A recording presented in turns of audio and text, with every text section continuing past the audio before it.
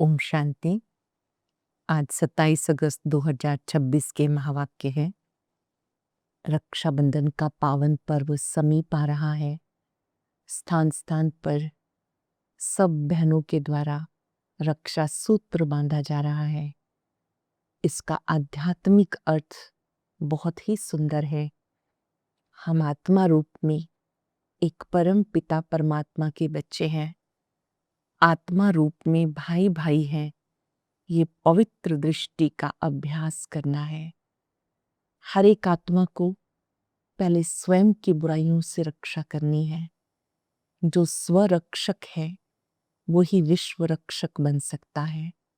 अपने आप को बुराइयों से बचाते रहना है। पाप कर्मों से बचाते रहना है।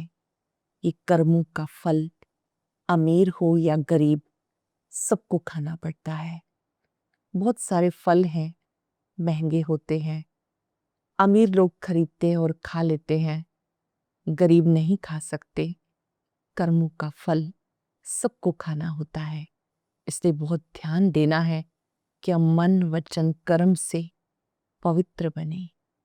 रक्षा सूत्र बांधने के साथ तिलक लगाया जाता है।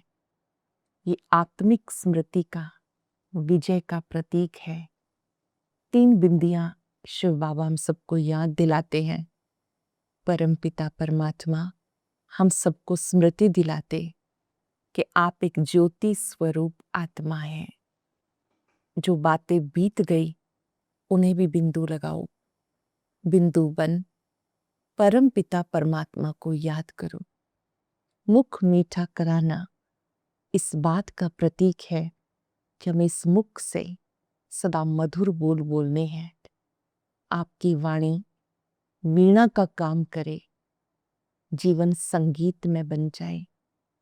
आपकी वाणी बाण का कार्य ना करे जो दूसरे को घायल कर दे और बात बात में महाभारत हो जाए। अटेंशन रहे कि हमें अपने मुख से वरदानी बोल, सुखदायी बोल बोलने हैं। ऐसे रक्षाबंधन का अर्थ समझते हुए हम राखी बांधेंगे। जिन्हें भी राखी बांधें या बंधवाएं, अर्थ स्मृति में जरूर रहे कि हम सभी को दृढ़ संकल्प का ये धागा सदा बांध के रखना है कि हम सबको सुख देंगे, दुआएं देंगे, अपने मुख से वरदानी बोल बोलेंगे। आज के दिन परम सतगुरु ने बहुत सुंदर वरदान दिया है। कम खर्च बाला नशीन भव। खर्च कम हो, प्राप्ति ज्यादा हो, उसके लिए व्यर्थ की लीकेज को समाप्त करना है। व्यर्थ समर्थ नहीं बनने देता। जो भी व्यर्थ है वो परम पिता परमात्मा से दूर ले जाता है। अच्छा है उसे पहचान कर समाप्त किया जाए। व्यर्थ की लीकेज को समाप्त करेंगे तो कम समय में अधिक कार्य कर सकेंगे। बहुत सुंदर बात बाबा ने याद दिलाई कि तुम बच्चों को इस संगम युग पर मन वचन कर्म से एक बाबा का बन जाना है। सच्चे बाबा के साथ सच्चे रहना है। चलते फिरते स्मृति रहे कि मैं शिव बाबा का बच्चा हूं। अभी हमारी माया के साथ 5 विकारों के साथ लड़ाई है। बाबा जो ज्ञान की बातें समझाते हैं उन्हें अच्छी रीति समझना है। अव्यय विचारी याद में रहना है।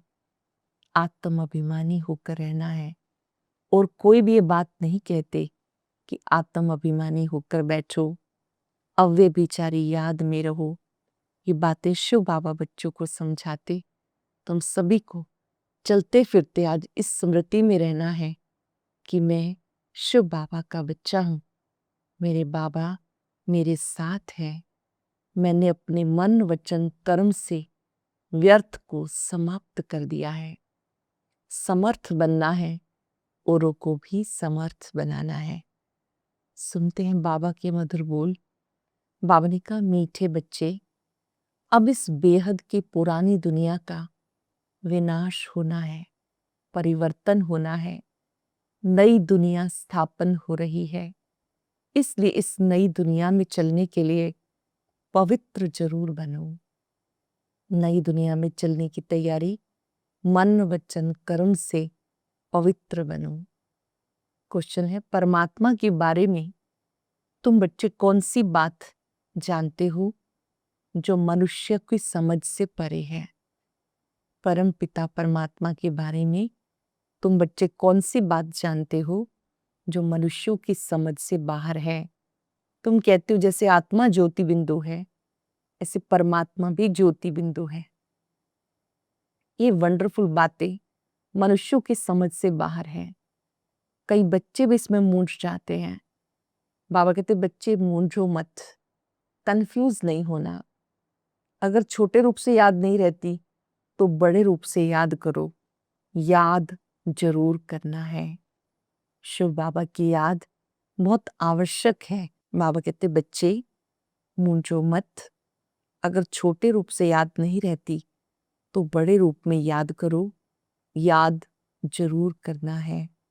गीत रात के राही थक मत जाना, सुबह की मंजिल दूर नहीं। ओम शांति। रूहानी बच्चों को रूहानी बाप समझाते हैं, इसलिए बच्चों को आत्म अभिमानी होकर बैठना है। ऐसे और कोई नहीं कह सकते कि अपने को आत्मा समझकर बैठे। आत्मा देह को चलाती है। छोटी सी ज्योति स्वरूप आत्मा जब देह में है तो हम देखते हैं, सुनते हैं, बोलते हैं। तो ये आत्म अभिमानी स्थिति बहुत आवश्यक है। कोई भी साधु संत ऐसे नहीं समझाते कि आत्म अभिमानी होकर बैठो। ये एक बाबा ही समझाते हैं और किसी को कहना नहीं आएगा। ये युक्ति कोई बता नहीं सकते। तुम बच्चे भी समझते हो कि हम आत्मा हैं। आत्मा एक शरीर छोड़ दूसरा लेती है।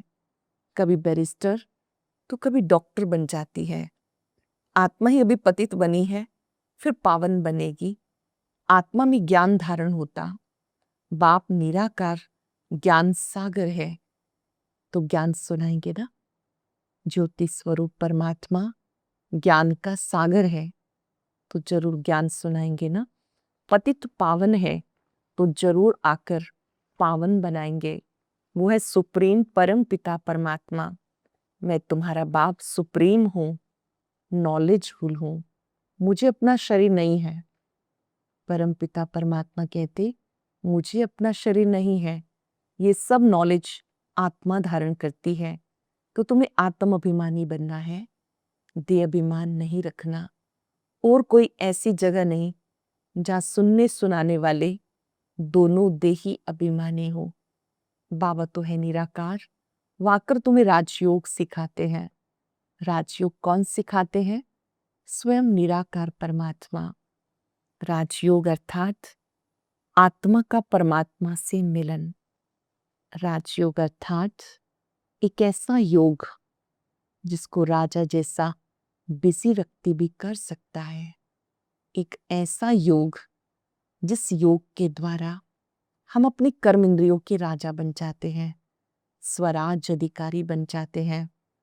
बाबा कहते ये ज्ञान परम पिता परमात्मा आकर देते हैं। आत्मा को ही धारण करना है, आत्मा को ही पतित से पावन होने की युक्ति बताते हैं। अब सारी दुनिया का डाउनफॉल है, फिर राइज करने आते हैं। भारत का उत्थान और पतन ये बाबा आकर के समझाते। बाबा कहते ये भी एक खेल है। तुम बच्चे ही इस उत्थान और पतन की कहानी को जानते हो। तुम जानते हो डाउनफॉल माना डिस्ट्रक्शन, राइज माना कंस्ट्रक्शन। स्थापना और विनाश। स्थापना किसकी? नई दुनिया की, स्वर्ग की स्थापना। फिर पुरानी दुनिया, नरक का विनाश। डिस्ट्रक्शन और कंस्ट्रक्शन, विनाश और स्थापना। कलयुग है पुरानी दुनिया, अब इसका परिवर्तन होना है।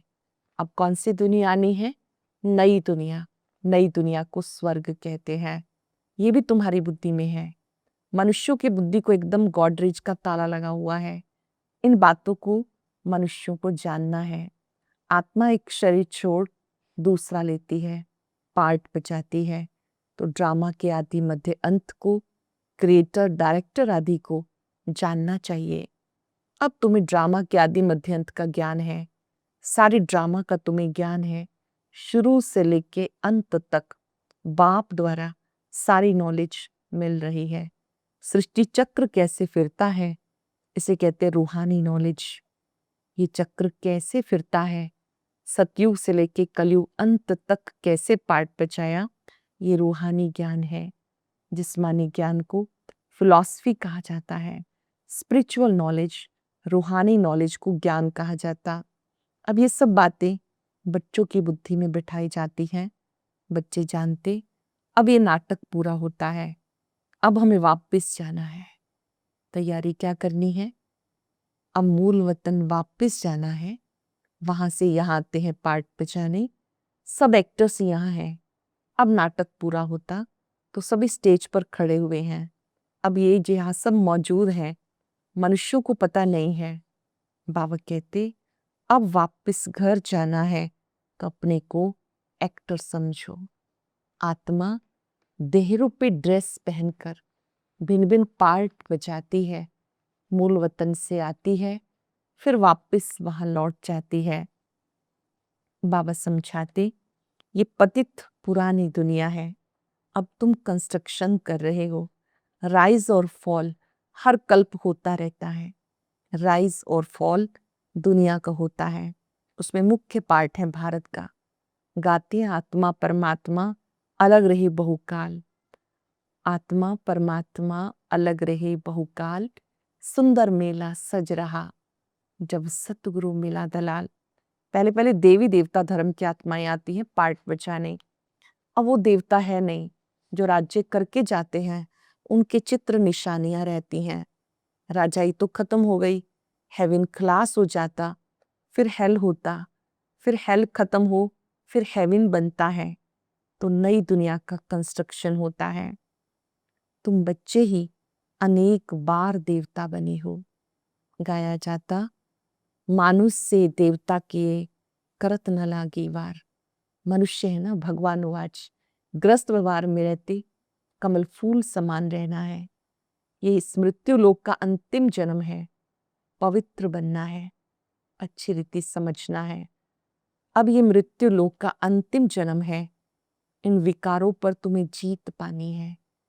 इस 5 विकारों पर, काम क्रोध लोभ मोह अहंकार, इन पर जीत पाने से विश्व के मालिक बनेंगे। बच्चे भी सुनकर फिर औरों को समझाते इस पुरानी दुनिया का परिवर्तन होना है, नई दुनिया आनी है। बाबा कहते प्रतिज्ञा करो, हमें पवित्र बनना है।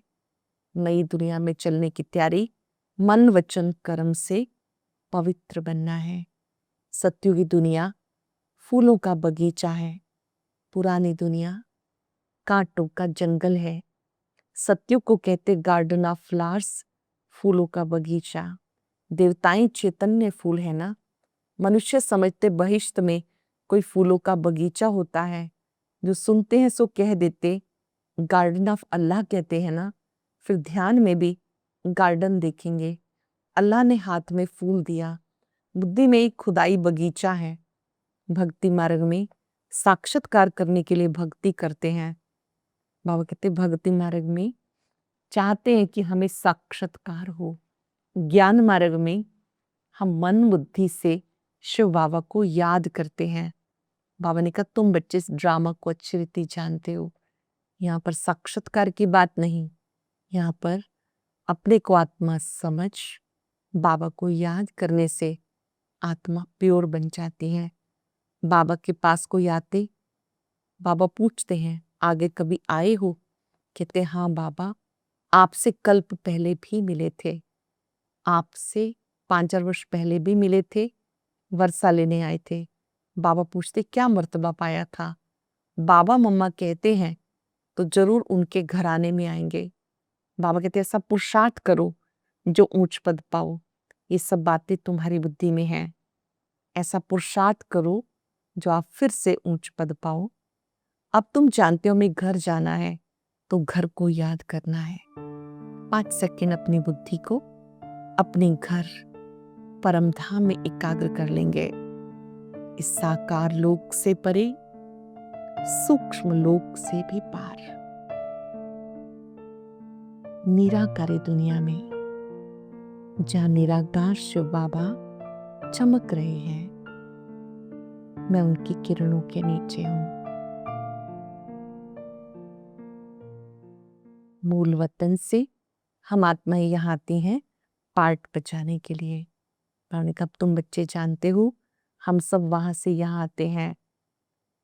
इस देह को भी भूल जाना है, पुरानी दुनिया को, देह को भूलकर एक बाप को याद करना है। मुख्य है ही याद की बात, याद तो सब करते हैं। अभी बाबा यथार्थ बात समझाते, मुझे याद करो। अव्य बिचारी याद, याद कैसी हो? एक की ही याद होनी चाहिए। जानते हो शिव बाबा भी बिंदी है, अपने को आत्मा बिंदी समझे, बाप को भी बिंदी समझे। नई बात देख भूल जाते हैं, अपने को आत्मा समझ, फिर बाप को, घर को याद करना है। अच्छा, बिंदी छोटी लगती है, घर तो बड़ा है ना, घर को याद करो। मूल वतन तो बहुत बड़ा है, वहां शिव बाबा को याद करो। घर तो बहुत बड़ा है, बाबा भी वहां रहते हैं। अब तुम वहां जाएंगे जहां बाबा रहते हैं। बिंदी याद नहीं पड़ती, अच्छा घर तो याद पड़ता है ना। वो है शांति धाम और वो है सुख धाम, ये है दुख धाम। अब तुम नंबरवार पुरुषार्थ अनुसार पढ़ रहे हो, फिर सुखधाम में आएंगे। बाप के बच्चे हैं तो जरूर स्वर्ग की बादशाही चाहिए। कल्प पहले भी शिव बाबा आया था, स्वर्ग की बादशाही दी थी, तुम भूल गए हो। बाबा कहते अब फिर मैं आया हूं तुम्हें देने के लिए। कितनी बार तुमने राजाई ली और गवाई है, अनगिनत बार वर्षा लिया, फिर भी ऐसे बाप को क्यों भूल जाते हो? माया के तूफान बहुत लड़ाई करते हैं, माया के तूफान आते हैं, बहुत लड़ाई होती है, इसलिए नाटक दिखाते हैं। माया उस तरफ खींचती है, प्रभु इस तरफ खींचते हैं। ज्ञान में विघन नहीं पड़ते, याद में विघन पड़ते हैं। इसमें मेहनत है, माम कहते इसमें बहुत मेहनत है। विघन ना पड़े उसके लिए तपस्या बढ़ाओ, विघ्नों में भी निर्विघ्न रहना है। महारथी बनो, पुरानी दुनिया को तो आग लगनी है, इस यज्ञ में सारी पुरानी दुनिया स्वाह होनी है, तो महावीर भी बनना है। तुम बच्चों को अटल अखंड अडोल राज्य पाना है, अटल अखंड अडोल राज्य पाना है। तुम्हारा बुद्धियोग बाबा के साथ ऐसा रहे जो बोले कितने भी तूफान आए माया कुछ कर ना सके, कितने भी तूफान आए माया कुछ कर ना सके। कि तुम्हारी पिछाड़ी की अवस्था अब ट्रांसफर होती है। जैसे स्कूल में इम्तिहान पिछाड़ी को होते हैं, तुम्हारी माला भी पिछाड़ी में बनेगी। तुम्हें बहुत साक्षात्कार होगा, फलाने ये बनेंगे, फलाना ये बनेंगे, ये दासी बनेगी, ये सब बताएंगे। उस समय कुछ भी कर नहीं सकेंगे, फिर पछताना पड़ेगा ये हमने क्या किया। जब साक्षात्कार होगा फिर पश्चाताप करना पड़ेगा, ये हमने क्या किया, श्रीमत पर क्यों नहीं चला। परंतु अंत समय में कुछ हो नहीं सकेगा, ऐसे बहुत पछताते हैं। मनुष्य किसका खून कर फिर बाद में पछताते हैं, परंतु खून तो हो गया, फिर क्या कर सकेंगे। इसलिए बाबा कहते गफलत मत करो, अपना पुरुषार्थ करते रहो। गफलत मत करो, अपना पुरुषार्थ करते रहो। अच्छा, मीठे मीठे सिक्के लदे बच्चों प्रति माता पिता बाप दादा का याद प्यार गुड मॉर्निंग। रूहानी बाप के रूहानी बच्चों को नमस्ते। रूहानी बच्चों के रूहानी बाप दादा को याद प्यार नमस्ते गुड मॉर्निंग। शुक्रिया बाबा, शुक्रिया। धारणा के लिए सार, 84 जन्मों का नाटक अब पूरा होता है, वापस घर चलना है। इसलिए आत्म अभिमानी रहे, पावन बनना है, देह अभिमान मिटा देना है। अर्थ सहित अपने को आत्मा बिंदु समझ, बिंदु बाप की अव्यय बिचारी याद में रहना है। अर्थ सहित अपने को आत्मा बिंदु समझ, बिंदु बाप की याद में रहना है। महावीर बन अपनी अवस्था अचल अडोल बनानी है। वरदान है, व्यर्थ की लीकेज को समाप्त कर समर्थ बनने वाले कम खर्च वाला नशीन भव। व्यर्थ की लीकेज को समाप्त कर समर्थ बनने वाले कम खर्च वाला नशीन भव। संगम युग पर बाप दादा द्वारा जो भी खजाने मिले हैं उन खजानों को व्यर्थ जाने से बचाओ तो कम खर्च वाला नशीन बन जाएंगे। व्यर्थ से बचाव करना अर्थात समर्थ बनना। जहां समर्थी है वहां व्यर्थ जाए ये हो नहीं सकता। अगर व्यर्थ की लीकेज है तो कितना भी पुरुषार्थ करो, मेहनत करो तो शक्तिशाली नहीं बन सकते।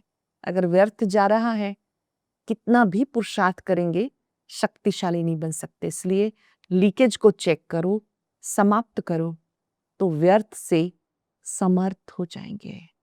लीकेज को चेक करना है, मेरी लीकेज कहाँ है।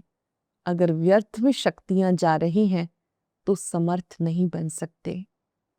स्लोगन है प्रवृत्ति में रहते संपूर्ण पवित्र रहना। ये ज्ञानी योगी आत्मा की चैलेंज है। परिवार में रहते कर्तव्य करते योगी पवित्र जीवन जीना ये चैलेंज है। बाबा ने कहा कि आप बच्चों को चलते फिरते ये बात याद रखनी है, मैं समर्थ आत्मा हूं, व्यर्थ से मुक्त हूं। मेरा व्यर्थ कहाँ छिपा है उसको पहचानना है और उसको ठीक करने का संकल्प लेना है। आज बाबा का वरद हस्त, वरदानी दृष्टि, वरदानी बोल कानों में गूंजते रहे। मैं समर्थ आत्मा हूं। कुछ पल के लिए इस सुंदर दृश्य को सामने लाएं। ब्रह्मा बाबा की भ्रिकुटी में निराकार शिव बाबा चमक रहे हैं। उनकी दृष्टि मुझ आत्मा पर पड़ी है। दृष्टि देते हुए शक्तिशाली वरदान मुझ आत्मा को दे रहे हैं। मीठे बच्चे, व्यर्थ से मुक्त समर्थ आत्मा भव। महसूस करें मैं व्यर्थ से मुक्त हूं, समर्थ आत्मा हूं। मैंने बाबा से वायदा किया है मुझे अपने समय और शक्तियों को बचाना है।